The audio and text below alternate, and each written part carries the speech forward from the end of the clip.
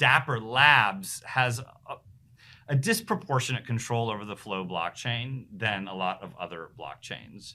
And that's created concern that assets that are created on the Flow blockchain are actually securities that represent more the value of Dapper Labs itself than the asset. Is that not better for the buyers? I can see why if you are the creator and the seller, you're like, eh. But if I was actually wanting to buy one of these very expensive NBA NFTs, would I not want it to be classified as a security? It would be much more difficult to sell that. Okay. So you may want to have your asset declared as a security because you think it's going to increase the value of the asset, but it would also heavily restrict who you could sell it to, which would honestly likely have a negative impact on the price. These trade largely very quick, relatively speaking, to traditional securities because many more people can buy them, and all of that goes away as soon as an asset is considered a security. But what I think is really interesting here is it's not just the technology itself underneath it that makes something look like a security or not look like a security. It's the behavior of the people using it.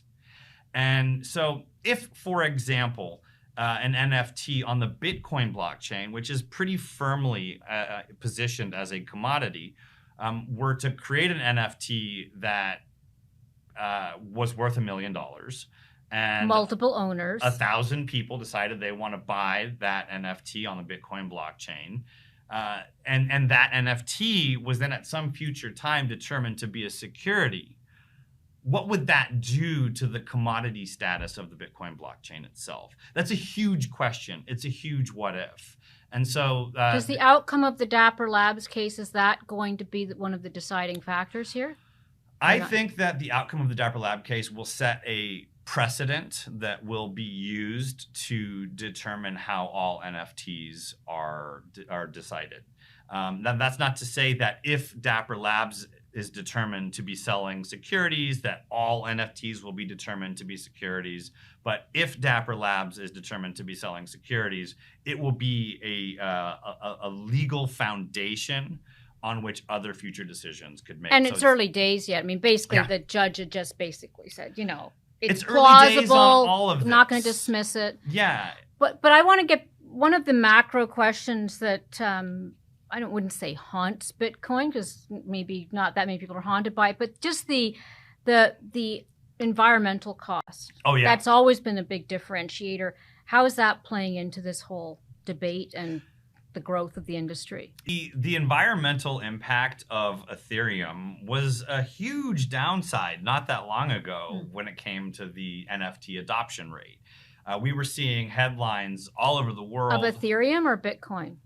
Of NFTs on Ethereum. Oh, NFTs on Ethereum. Yeah, so okay. think of Ethereum as like the base layer. Yep. And there's a lot of different layer 2 solutions that let you create non-fungible tokens on Ethereum with some extra bells and whistles.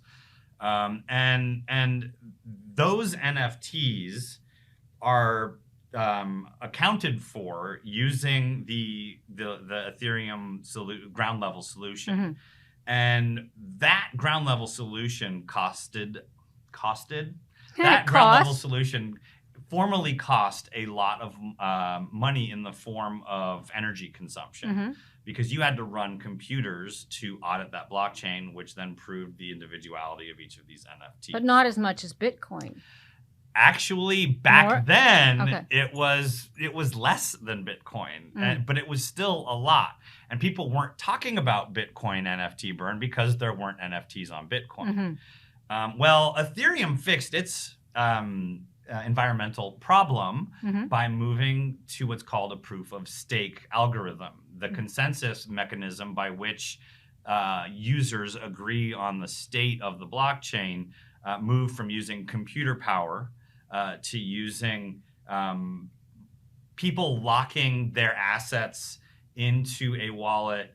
And if they were proven to be honest, they would get more assets. If they were proven to be dishonest, they could run the risk of actually losing their currency. And need to use energy basis. Yeah, it's like you put your own pound of flesh in there, and instead of burning actual energy, you're risking your reputation.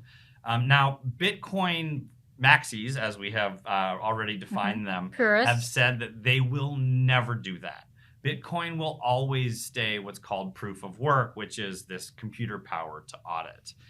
And so the movement of NFTs to the Bitcoin blockchain reintroduces this question about the environmental impact of NFTs. Ethereum had just solved this, somewhat controversially, not everybody thought it was a good idea. And now we're kind of seeing the beginning days of maybe that same problem being reintroduced to the Bitcoin blockchain. So in some very exciting opportunity for a lot of people. There's a whole new way to create value on the Bitcoin blockchain, but it has also introduced a bunch of questions about the future of the asset class. Great. We'll have more to talk about. Thanks, Michael. Thank you so much.